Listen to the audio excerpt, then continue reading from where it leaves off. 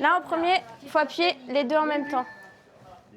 Tout est dans le poignet pour ces retraités qui testent aujourd'hui le bowling sur jeux vidéo. Une activité organisée par Justine, 18 ans. Depuis la mi-septembre, cette jeune étudiante en BTS comptabilité et gestion donne de son temps dans cette résidence senior. Ça a effacé un petit peu de timidité. Maintenant, je discute avec eux comme si je les connaissais depuis longtemps. On l'aime bien. Elle restera pas, mais moi j'aimerais bien qu'elle reste. 15 heures, c'est le temps qu'elle doit passer aux côtés des résidents chaque semaine.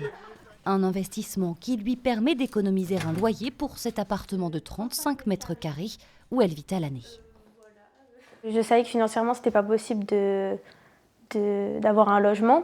À la rentrée, quand je me suis demandé comment est-ce que j'allais faire pour continuer mes études, ma maman elle m'a parlé de ça et donc du coup, j'ai postulé, j'ai posé un CV, une lettre de motivation. Et Justine bénéficie de tous les avantages de la résidence. Il y a une balnéo. Mais aussi un centre esthétique, une salle de gym et une piscine.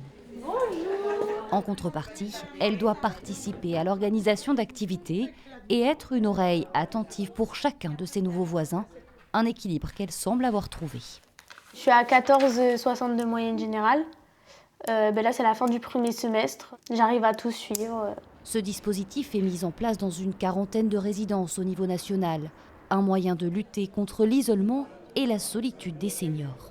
Les résidents ont leurs habitudes, savent qui c'est Justine. Il y a un peu une relation grand-père, petite-fille ou grand-mère, petite-fille qui s'est créée. Et quand elle fait des activités, il y a du monde parce que ils ont pris goût aussi à ce dispositif-là. Toutes les résidences devraient effectivement accueillir des plus jeunes. C'est important. Un sentiment partagé par les 90 résidents qui profitent au quotidien de la présence de la jeune Justine.